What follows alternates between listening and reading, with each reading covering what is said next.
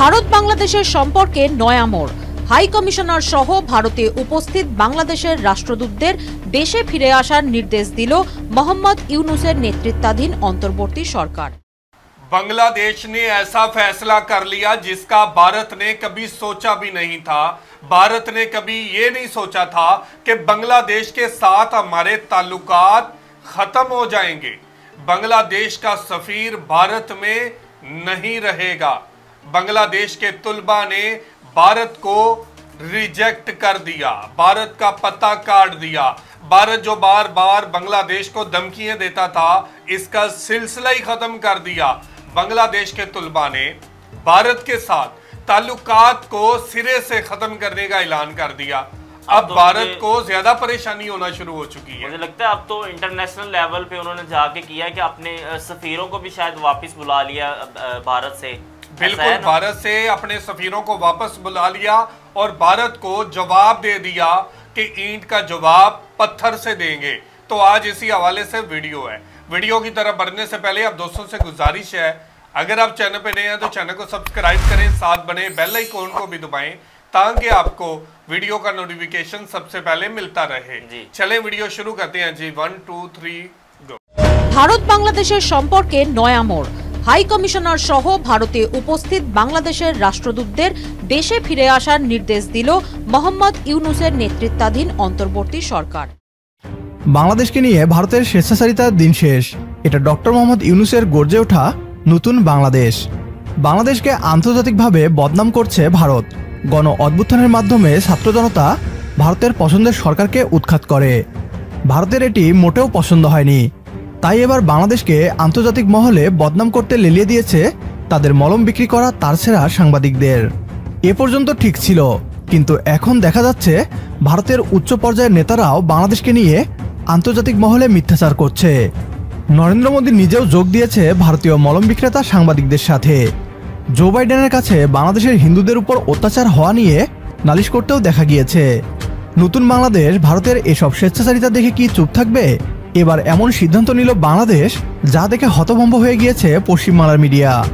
বাংলাদেশের রাষ্ট্রদূতদের ভারত থেকে চলে আসার নির্দেশ দিয়েছে বাংলাদেশ। এটা ভারতের সাথে সম্পর্ক ছিন্ন করে ফেলার ইঙ্গিত কিনা তা নিয়ে আলোচনা করছে ভারতীয় পশ্চিমবাংলার মিডিয়া। কেন বাংলাদেশের এই সিদ্ধান্তটি বদলে যাওয়া বাংলাদেশের পরিচয় বহন করে? বাংলাদেশ কি ভারতের সাথে সম্পর্ক ছিন্ন করতে যাচ্ছে? আপনার এই প্রশ্নগুলোর উত্তর জানাবো বিডিটিউবের আজকের এই ভিডিওতে। প্রথমেই দেখে নেওয়া যাক এ নিয়ে কি বলছে ভারতীয় পশ্চিমবাংলার মিডিয়া। ভারত বাংলাদেশের সম্পর্কে নয়া মোড়। হাই কমিশনার সহ ভারতে উপস্থিত বাংলাদেশের রাষ্ট্রদূতদের দেশে ফিরে আসার নির্দেশ দিল মোহাম্মদ ইউনূসের নেতৃত্বাধীন অন্তর্বর্তী সরকার। সূত্রের খবর, ভারতে থাকা 5 রাষ্ট্রদূতকে বাংলাদেশে ফিরে আসার নির্দেশ দেওয়া হয়েছে। বাংলাদেশের নতুন অন্তর্বর্তী সরকার চলতি সপ্তাহেই এই নোটিশ পাঠিয়েছে। ভারতে বাংলাদেশের হাই কমিশনার সহ 5 রাষ্ট্রদূতকে অবিলম্বে যাবতীয় ক্ষমতা হস্তান্তর করে বাংলাদেশে ফিরে আসতে বলা হয়েছে। বাংলাদেশের অন্তর্বর্তী সরকারের বিদেশ মন্ত্রকের এই সিদ্ধান্তে অখুশি অনেকেই। সূত্রের খবর, তারা অভিযোগ তুলেছেন স্বেচ্ছাচারিতার। বাংলাদেশে ক্ষমতা বদলের পর হাসিনা সরকারের নিয়োগ করা সমস্ত কর্তাদের সরিয়ে দিয়েছে ইউনূস সরকার, কিন্তু রাষ্ট্রদূতরা রাজনৈতিকভাবে নিয়োগ হন না। সেক্ষেত্রে কেন তাদের এভাবে দায়িত্ব ছেড়ে দেশে ফিরে আসতে বলা হচ্ছে তা নিয়ে প্রশ্ন তুলেছেন আমলাদের একাংশ। গত 5ই আগস্ট বাংলাদেশে গণ অভ্যুত্থানে পতন হয় আওয়ামী লীগ সরকারের। প্রধানমন্ত্রী পদ থেকে ইস্তফা দিয়ে ভারতে পালিয়ে আসতে বাধ্য হন শেখ হাসিনা। এরপরই বাংলাদেশে নতুন অন্তর্বর্তী সরকার গঠন হয় নোবেলজয়ী অর্থনীতিবিদ মোহাম্মদ ইউনূসের নেতৃত্বে। নতুন বাংলাদেশে সংখ্যালঘু হিন্দুদের উপরে হামলার ঘটনা নিয়ে উদ্বেগ প্রকাশ করেছেন খোদ প্রধানমন্ত্রী নরেন্দ্র মোদী। অন্যদিকে ইউনূস সরকারও ভারতের উপরে ক্রমাগত চাপ সৃষ্টি করছে হাসিনার প্রত্যাবর্তন নিয়ে। ছাত্র জনতার গণ অভ্যুত্থানের পর বাংলাদেশের সবকিছুতেই পরিবর্তনের হাওয়া লেগেছে। তবে চাটুকার সরকারের নিয়োগ করা চাটুকার রাষ্ট্রদূতরা এখনও বিদ্যমান, যারা বাংলাদেশের পক্ষে কাজ না করে ভারতীয় চাটুকারিতায় ব্যস্ত। এমন অবস্থায় নতুন সরকার মেরুদণ্ড সোজা করে থাকতে পারা কূটনীতিকদের রাষ্ট্রদূত হিসেবে নিয়োগ করার পরিকল্পনা করছে। ভারতের মলম বিক্রেতা গণমাধ্যম থেকে শুরু করে উচ্চ নেতৃত্বকে বাংলাদেশের অবস্থান মেরুদণ্ড সোজা করে তুলে ধরতে সক্ষম এমন কূটনৈতিকদেরকেই ভারতের রাষ্ট্রদূত হিসেবে নিয়োগ দেওয়া হবে। এতদিন লাগামহীনভাবে বাংলাদেশ বিরোধী প্রচারণা চালিয়ে যাওয়া ভারতের লাগাম টেনে ধরা হবে। সেই সাথে ডক্টর মোহাম্মদ ইউনূস সরকারের সতর্ক সংকেত, দরকার হলে ভারতের সাথে আমরা সম্পর্ক ছিন্ন করতেও পারি। ভারত যদি নতুন বাংলাদেশকে নিয়ে ষড়যন্ত্র আর মিথ্যাচার না প্রত্যাহার করে, তাহলে বাংলাদেশের নতুন সরকার যে কোনো বড় সিদ্ধান্ত নিতে পিছুপা হবে না।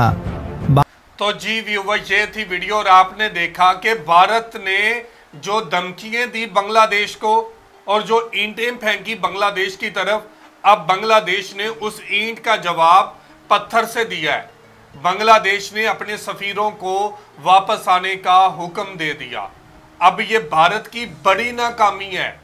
भारत के पांव पे कुल्हाड़ी लग चुकी है और नरेंद्र मोदी जो बड़े माहिर बनते थे, जो बड़ी पॉलिसियां बनाने के माहिर बनते थे, अब इनके प्रोग्राम तो बढ़ गया प्रोग्राम बढ़ गया नरेंद्र मोदी का, क्योंकि बांग्लादेश के डॉक्टर मोहम्मद यूनुस बांग्लादेश के तुलबा सारी सूरत हाल को समझते हैं, सारे हालात को समझते हैं। जो बांग्लादेश के अंदर इनकलाब ला सकते हैं, वो बांग्लादेश को बहुत आगे ले जा सकते हैं, वो बांग्लादेश के फैसले कर सकते हैं। नरेंद्र मोदी की उनको जरूरत नहीं है। आज उन्होंने बता दिया कि नरेंद्र मोदी की हमें बिल्कुल जरूरत नहीं है और नरेंद्र मोदी के मशवरे भी नहीं चाहिए। बिल्कुल ऐसा ही है। अब जबकि अवामी हुकूमत है बांग्लादेश के अंदर और अवामी फैसले किए जा रहे हैं और वो फैसले हो रहे हैं जो बांग्लादेश को सही मानों के अंदर आने वाले वक्त में फ़ायदा पहुंचा सकते हैं, ना कि किसी और मुल्क की इसमें मुदाखलत करें। अब बांग्लादेश अपने पाँव के ऊपर खड़ा हो रहा है और ऐसे दोस्त ममालिक जो यहाँ पर इन्वेस्टमेंट करना चाह रहे हैं, यहाँ पर अपना वो शो कर रहे हैं, अपना इंटरेस्ट शो कर रहे हैं, जैसे कि चीन हो गया, जापान हो गया, बांग्लादेश हो गया, अमेरिका हो गया, वो सारा कुछ बांग्लादेश के अंदर आकर काम करना चाहते हैं। तो भारत जैसे मुल्क की ज़रूरत नहीं है जो यहाँ पर साजिशें करने के सिवा, यहाँ पर दहशतगर्दी करने के सिवा, ह्यूमन ट्रैफिकिंग करने के सिवा, स्मगलिंग करने के सिवा दिया ही क्या है बांग्लादेश को। हर दफ़ा बांग्लादेश के ऊपर इल्ज़ाम लगाया, बांग्लादेश के अंदर आकर 2 नंबरी की और नाम लगा दिया बांग्लादेश का। तो अब इस तरह के दोस्त से तो जान छुड़वा ले बंदा, वही बेहतर है। और अब बांग्लादेश के लोगों ने यही किया है। वो कहते हैं, कहावत है कि बेवकूफ दोस्त से बेहतर है अक्लमंद दुश्मन। बिल्कुल ऐसे ये बेवकूफ दोस्त था जो आज तक साथ चलता रहा है। किसी घर ने किसी का कर्जा देना हो ना, तो वो भी गुलामी कबूल नहीं करता। और ये भारत उनको गुलाम बनाना चाहता है, बांग्लादेश को गुलाम बनाना चाहता है। ये भारत की बड़ी हडधर्मी थी, बड़ी गलती थी कि वो बांग्लादेश के ऊपर अपने फैसले थोपना चाहता था, बांग्लादेश के ऊपर अपने फैसले लागू करना चाहता था। लेकिन अब ये भारत याद रखेगा कि इसके जो फैसले थे वो गलत थे। भारत जो दादागिरी करता था वो गलत करता था। हमने किसी से कर्जा लेना हो, हम उसके ऊपर भी हुकूमत नहीं कर सकते। भारत ने तो बांग्लादेश का कुछ लिया भी नहीं है, देना भी नहीं है, बल्कि भारत ने बांग्लादेश को लूटा है, बांग्लादेश के अंदर तखरीबकारी की है, बांग्लादेश के हालात को कशीदा किया है। और ये शेख हसीना वाजद नहीं है कि जो आपसे सपोर्ट ले हुकूमत के लिए। ये बांग्लादेश के तुलबा है, बांग्लादेश का फ्यूचर है, बांग्लादेश के नोबल इनाम याफ्ता डॉक्टर मोहम्मद यूनुस ने अब तय कर लिया है कि भारत की जरूरत नहीं है तो नहीं है। तो ये थी आज की वीडियो। आप इस वीडियो के बारे में क्या कहना चाहते हैं जरूर कमेंट करके हमें बताइएगा। बहुत शुक्रिया।